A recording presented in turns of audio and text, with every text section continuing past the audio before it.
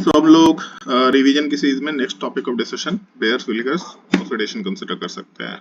Basically aldehyde या ketone का, preferably ketone बोलना चाहिए बट चलो ठीक है, एल्डिहाइड का भी रिएक्शन इसको कंसिडर किया जा सकता है। अगर हम लोग एल्डिहाइड या कीटोन का रिएक्शन कराएंगे किसी परऑक्सी एसिड के साथ, परऑक्सी एसिड वर्ड यूज कर लो या उसी चीज को हम लोग पर एसिड भी बोल सकते हैं। कुछ एग्जांपल्स पे भी हम लोग डिस्कशन करेंगे। परऑक्सी एसिड हो गया या फिर पर एसिड। बेसिकली जो एसिड है ये तो होना चाहिए कार्बोक्सिलिक एसिड, बट परऑक्साइड का लिंकेज होना चाहिए यहाँ पे। ये जो पार्ट है this is called as peroxy acid और पर एसिड। और इसी चीज में हम लोग फॉर्मूले में RCO2H लिखा करते थे कार्बोक्सिलिक एसिड में, उसकी जगह पे RCO3H होना चाहिए या फिर RCOOH की जगह पे RCOOH होना चाहिए। These are called as peroxy acids. ये वर्ड थोड़ा ध्यान रखेंगे हम लोग। So basically name reaction type का भी इसको डिस्कशन कर सकते हैं हम लोग, नेम रिएक्शन में भी इसको कंसिडर कर सकते हैं, बट मेरे हिसाब से सिंपल ऑक्सीडेशन रिडक्शन के पार्ट से इसको एसोसिएटेड समझना चाहिए। तो ऐसा कर सकते हैं कंसिडर हम लोग कि अगर हम लोग किसी भी एल्डिहाइड या कीटोन वाले पार्ट का रिएक्शन अगर किसी परऑक्सी एसिड के साथ कराएंगे, सो अभी के लिए सिंपली फॉर्मूले को ऐसा लिख लेते हैं RCO3H परऑक्सी एसिड। सो हम लोगों को जो कार्बन का बॉन्ड है, कार्बोनिल कार्बन और कार्बन का बॉन्ड, इसमें बीच में हम लोगों को एक ऑक्सीजन का ग्रुप मिल जाएगा, बेसिकली ईस्टर का फॉर्मेशन मिल जाएगा। ऑल्दो ये डिपेंड करता है कि हम लोग के पास एल्डिहाइड का ग्रुप है या फिर कीटोन का ग्रुप है। सो जैसे अगर इसमें यहाँ पे एल्डिहाइड ग्रुप होता RC डबल बॉन्ड O के साथ H, अगर इसका रिएक्शन हम लोग परऑक्सी एसिड के साथ कराते हैं तब इस केस में ईस्टर ग्रुप नाम मिल करके रेदर हम लोगों को एसिड का फॉर्मेशन मिल जाएगा, कार्बोक्सिल एसिड। ऐसा क्यों हो रहा है वो डिपेंड करता है हम लोग के माइग्रेटरी एप्टीट्यूड के ऊपर। यहाँ पे बेसिकली जब हम लोग मैकेनिज्म का डिस्कशन करते हैं, तो मैकेनिज्म के डिस्कशन में हम लोगों के इस पूरे पार्ट में एक रीअरेंजमेंट का स्टेप आता है। जैसे कार्बोकेटायन रीअरेंजमेंट था, वहाँ पे हम लोगों ने माइग्रेटरी एप्टीट्यूड सीखा था। फिर उसके बाद हम लोगों का पिनिकोलिन रीअरेंजमेंट, उसमें भी माइग्रेटरी एप्टीट्यूड आया था।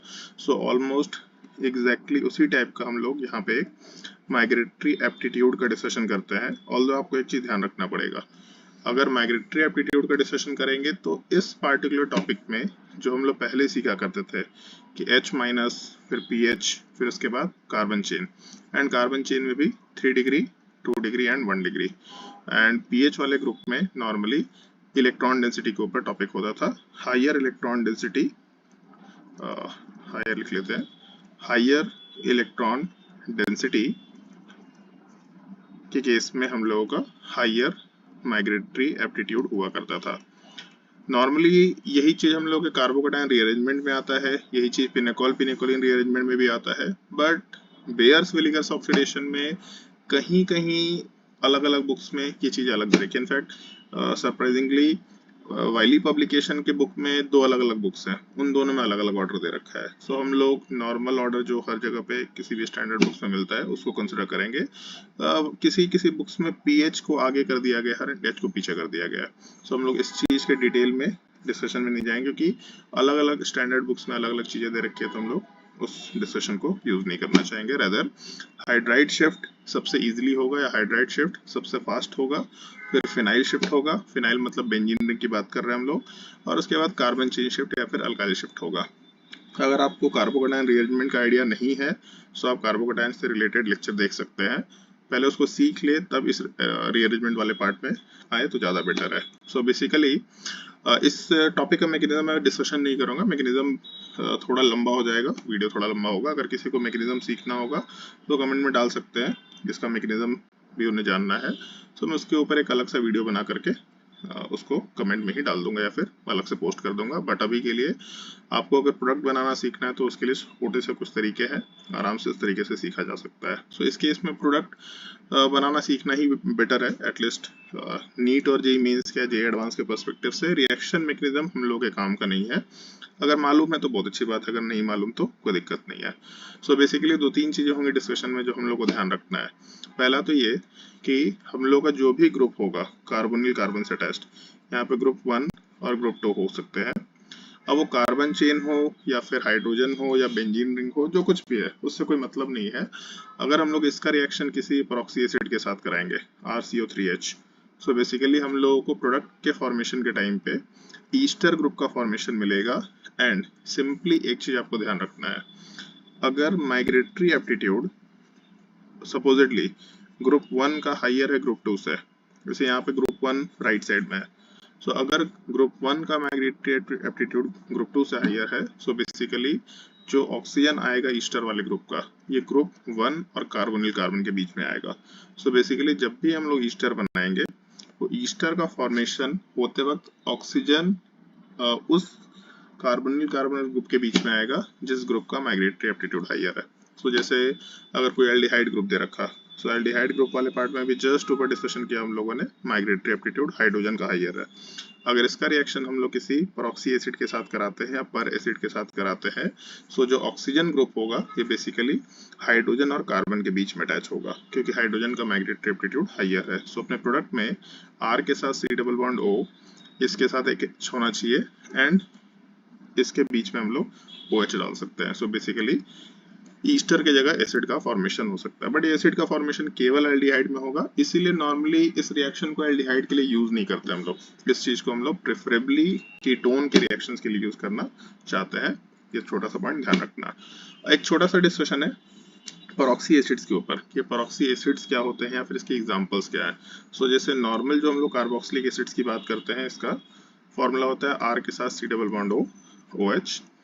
सो अगर इसके जगह परऑक्सी एसिड होना है तो यहाँ पे एक और ऑक्सीजन हो जाएगा एंड यहाँ पे H ग्रुप लगा सकते हैं। सो बेसिकली ऐसा स्ट्रक्चर डिनोट कर सकते हैं। बस ये एक पार्ट एडिशनल होगा जो परऑक्साइड बॉन्ड को रिप्रेजेंट कर रहा है। सो परऑक्साइड बॉन्ड होने की वजह से इसको हम लोग परऑक्सी एसिड या फिर पर एसिड भी बोला करते हैं। कुछ एग्जाम्पल हैं स्टैंडर्ड जो एटलीस्ट अपने सिलेबस में है, ये हम लोग को मालूम होना चाहिए, जैसे PAA। सो इस केस में पूरा नाम हम लोग पर एसिटिक एसिड लिख सकते हैं। दूसरा एग्जांपल हम लोग PFA लिख सकते हैं। सो बेसिकली पर फॉर्मिक, F के हिसाब से फॉर्मिक एसिड लिख सकते हैं।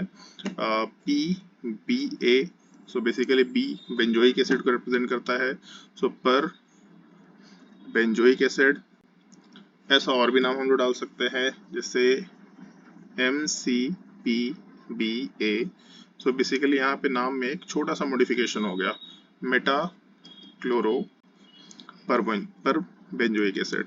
सो रहा तो benzoic acid, but Meta position पे क्लोरो ग्रुप होगा, मतलब उस बेंजीन में मेटा पोजीशन पे क्लोरो ग्रुप होना चाहिए उस प्रॉक्सी एसिड ग्रुप के रिस्पेक्ट में, बेंजोइक एसिड। सिमिलरली एक और नाम है जो हम लोग कंसिडर कर सकते हैं, TFPAA। ये नॉर्मल 5 कंपाउंड्स हैं जो हमेशा अपने को सिलेबस में या फिर क्वेश्चंस में मिलेंगे। TFPA के केस में ट्राईफ्लोरो पर एसिटिक एसिड। ये कुछ स्टैंडर्ड एग्जांपल्स हैं जो हम लोग को याद रखना है। ऑल्दो इसका एक छोटा सा तरीका है याद रखने का, पहचानने का एक तरीका है, अपने को मालूम होना चाहिए।